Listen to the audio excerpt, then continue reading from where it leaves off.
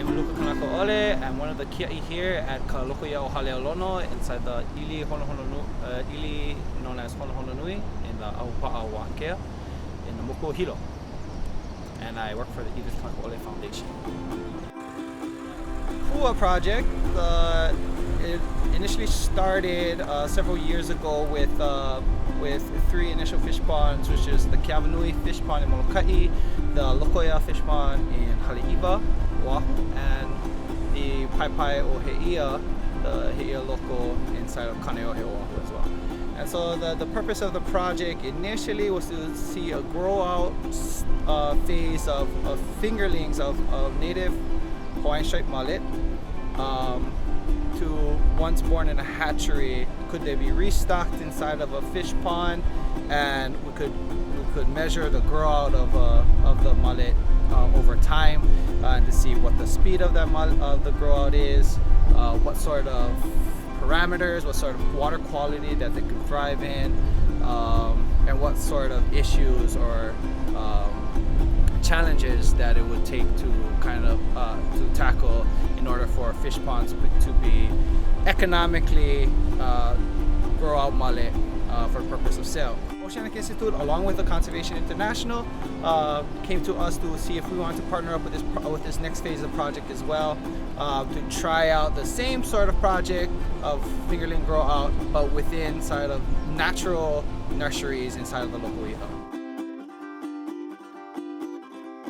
So the first thing that we had to do during this project is we had to kind of develop our own nursery within the local i'a. So we were lucky enough to already have established nurseries within our local i'a system. Other local i'as that didn't have a designated Pua pond or nursery pond, they had to go ahead and build out theirs. So they had to design it. They had to observe their natural elements inside their local i'a and design their Pua pond accordingly. So everyone did their own style of nursery ponds. We also had to do modifications to our natural occurring nursery pond because due to a lot of high water or climate change events, we had to go ahead and add another layer of Kuapā or rock wall that could combat any type of escape during those king tides or sea level rise events that have been occurring. And in partnership with Conservation International, there's Ching. That was our main point of contact in sort of monitoring and facilitating and coordinating all the pieces to get this project going. We also had a lot of help from Uncle Buddy Keaukaha was there along the whole way, helping us plan, helping us,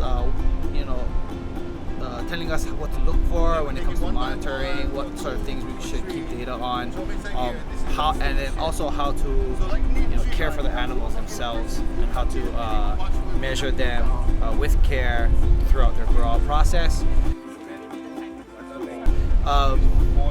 We also had a lot of help from Oceanic Institute with they grew out the fish and they have the holding of the brood stock, so a lot of mahalo to them for all the work that they have done. And the other partners as well, Paipai o Heia and Keaukaha Nui, all bringing in all their different expertise when it comes to local i'a work.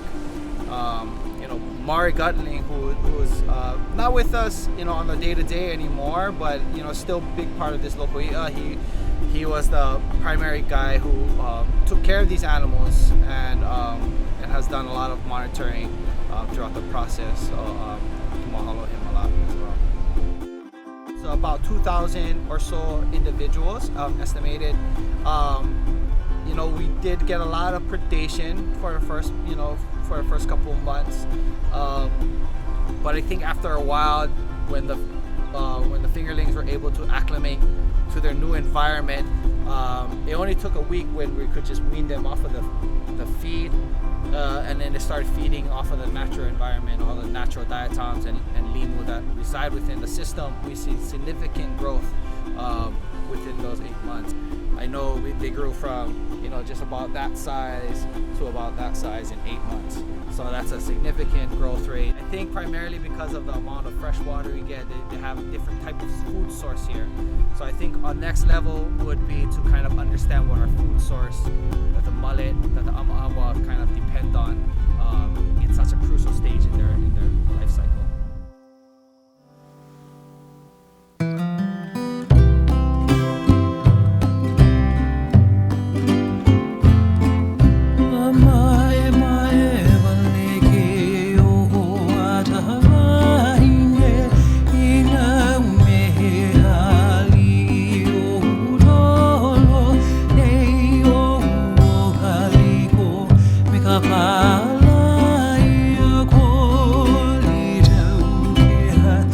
Come on.